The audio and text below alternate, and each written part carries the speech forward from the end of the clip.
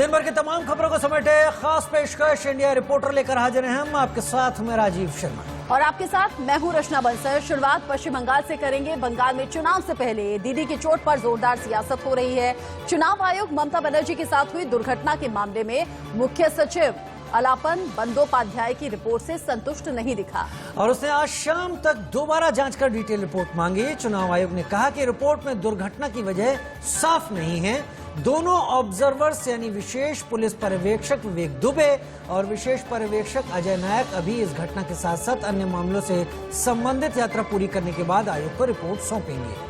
चुनाव आयोग संतुष्ट नहीं, जांच की विस्तृत रिपोर्ट मांगी है। चुनाव आयोग का कहना है कि ये मालूम होना चाहिए कि ये चोट कैसे लगी।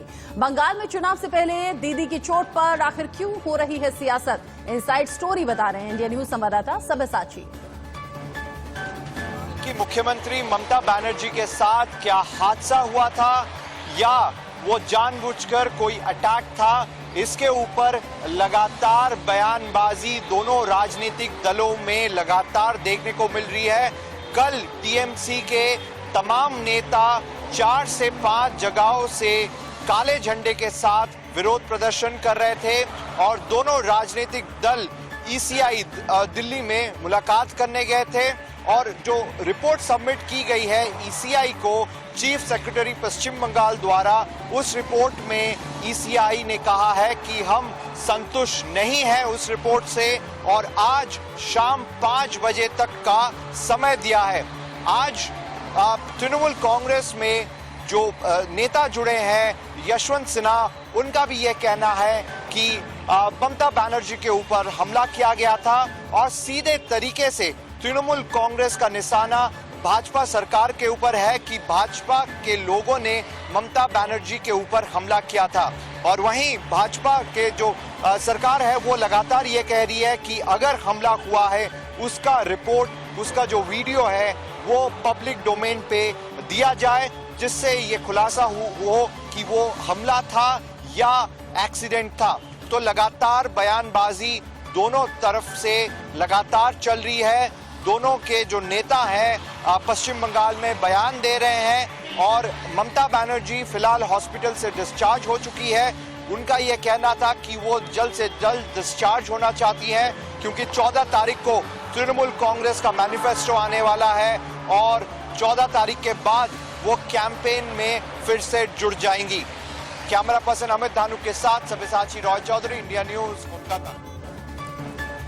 उधर ममता बनर्जी की चोट को लेकर बीजेपी ने कहा कि ये सिर्फ और सिर्फ ढोंग है। तरीका लोग अपनाते हैं। ममता बनर्जी की स्थिति ऐसी है कि पार्टी टूट रही है। उनके जो पुराने सिपाही पार्टी खड़ा करने में जिनका बड़ा योगदान रहा, ऐसे लोग पार्टी छोड़कर भाग गए। अब उनके लिए स्टार प्रचारक भी नहीं है पार्टी को लड़ाई में सामने से लीड करने वाले। तो इस स्थिति में वो घबराई हुई है, नया नया तरीका ढूंढ करके लोगों का सिंपैथी क्रिएट करने के प्रयास कर रही है। तरह से ममता दीदी के साथ हरकत की गई। लोगों को लग रहा होगा कि अब पूरे चुनाव में ये अस्पताल में रहेंगी। कहीं ना कहीं ममता जी ने निर्णय लिया है कि चाहे व्हील चेयर पे क्यों ना हो, हम प्रचार के लिए जाएंगे। हमें लगता है ये लड़ाई बड़ी है और ममता जी का साहस लोग देख रहे हैं और बंगाल की जनता निश्चित रूप से उनका साथ देगी। लोगों ने कहा, जो चश्मदीदों ने कहा कि पिलर के साथ घिसटती हुई गाड़ी गई, उससे दरवाजा लगा और उनका पैर बीच में आया। तो इसमें नंदीग्राम की बंगाल की जनता को आरोपी ठहरा देना, इसमें कुछ और समझ नहीं आया तो भाजपा की इसमें षड्यंत्र बता देना और फिर ये कह देना कि बहुत जोर से लगी है, लेकिन फिर वो 1-1.5 दिन के अंदर ही अस्पताल से रिलीज भी हो गई हैं। जब भी विपक्षी दल को मंदिर, हिंदू, भगवान, ईवीएम और ईसी याद आता है, समझो चुनाव पास आता है। तो ये कहीं ना कहीं विक्टिम कार्ड कहीं ना कहीं प्ले किया जा रहा है।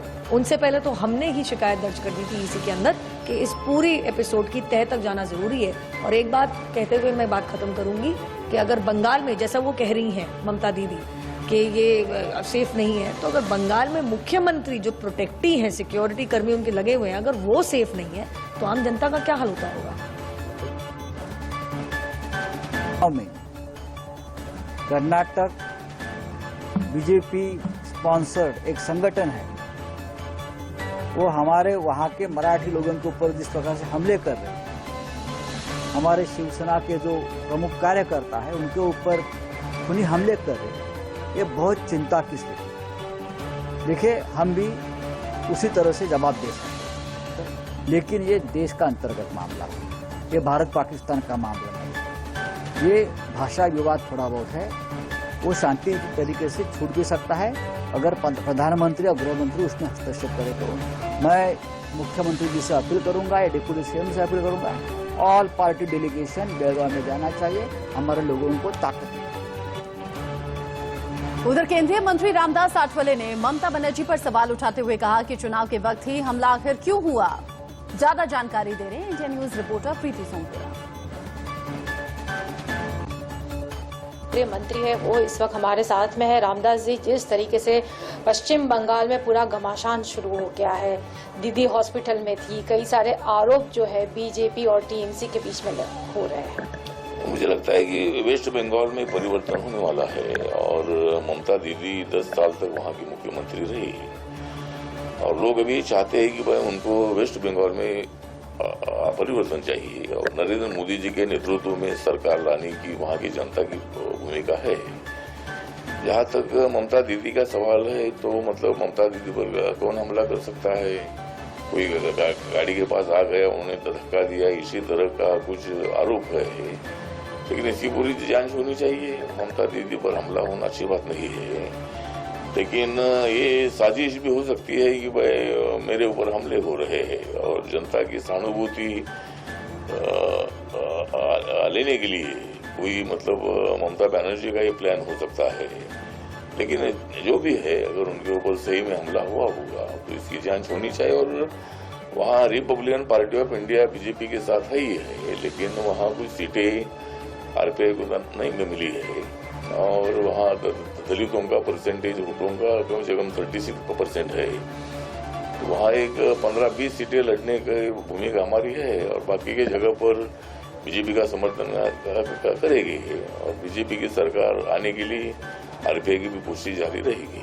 जा रहा हूँ, मतलब वहाँ 23 तारीख को जा रहा हूँ, 4-5 बार मैं उधर जाऊँगा और बीजेपी के लोग भी जहाँ कुछ मुझे बुलाएंगे वहाँ भी मैं जाऊँगा। एक तरफ नंदीग्राम में ममता और शुभेंदु अधिकारी के अखाड़े में उतरने से सियासी पारा खाई है, तो वहीं दूसरी ओर कृषि आंदोलन के खिलाफ मोर्चा खोले किसान नेता कोलकाता और नंदीग्राम